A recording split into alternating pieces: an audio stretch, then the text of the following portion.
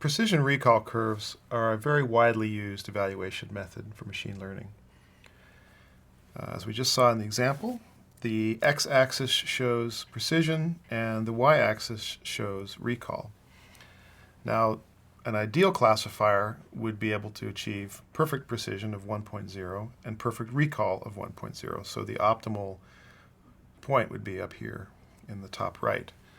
And in general, with precision recall curves, the closer, in some sense, the curve is to the top right corner, the more preferable it is, the more beneficial the trade-off it gives between precision and recall. And we saw some examples already of how there is a trade-off between those two quantities, between precision and recall, with many classifiers. This example here is an actual precision recall curve that we generated using the following notebook code. The red circle indicates the precision and recall that's achieved when the decision threshold is 0. So I created this curve using exactly the same method as we saw in the previous example by looking at the decision function output from a support vector classifier, applying varying decision boundary, and looking at how the precision and recall changed as the decision boundary changed. Now, fortunately, scikit-learn has a function that's built in that does all of that, that can compute a precision and recall curve. And that's what we've been using in the notebook here. So you can see that in this particular application, there is a general downward trend. So as the precision of the classifier goes up, the recall tends to go down. In this particular case, you'll see also that it's not exactly a smooth curve. There are these sort of jaggy areas here, and in fact, it gets sort of the jumps tend to get a little bigger as we approach maximum precision. And this is a consequence of how the formulas for precision and recall are computed. They use discrete counts that include the number of true positives, and so as the decision threshold increases, there are fewer and fewer points that remain as positive predictions. So the fractions that are computed for these smaller numbers can change pretty dramatically with small changes in the decision threshold. And that's why these sort of trailing edges of the precision recall curve can appear a bit jagged when you plot them.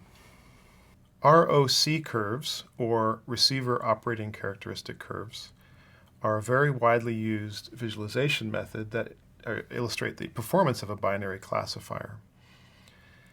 ROC curves on the x-axis show a classifier's false positive rate, so that would go from 0 to 1.0. And on the y-axis, they show a classifier's true positive rate, so that would also go from 0 to 1.0. The ideal point in ROC space is one where the classifier achieves 0, a false positive rate of 0, and a true positive rate of 1. So that would be the upper left corner.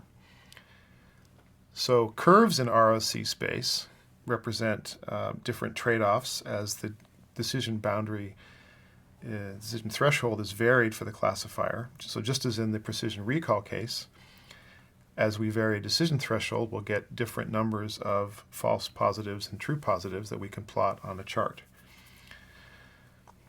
So the dotted line here that I'm showing is the classifier curve that results, the ROC curve that results from a classifier that simply randomly guesses the label for a binary class. So it's basically like flipping a coin. So if you have two classes with equal numbers of positive and negative instances, then flipping a coin will get you randomly equal numbers of false positives and true positives for large data sets. So the dotted line here is used as a baseline. So a bad classifier will have performance that is random or maybe even worse than random, or maybe slightly better than random. A reasonably good classifier will give an ROC curve that is consistently better than random across all decision threshold choices. And then an excellent classifier would be one like I've shown here, which is way up and to the left. This particular example is an example of a logistic regression classifier using the notebook example that you've seen. So the shape of the curve can be important as well. The steepness of the curve. We want classifiers that maximize the true positive rate while minimizing the false positive rate. Now, as we'll see next, we can quantify the goodness of a classifier in some sense by looking at how much area there is underneath the curve. So the area underneath the random classifier is going to be 0.5. But then the area, as you can see, the size, the bumpiness of the classifier as it approaches the top left corner, the area underneath the curve will get larger and larger, and it'll approach 1. And so, as we'll see in the next slide, we use something called area under the curve, AUC.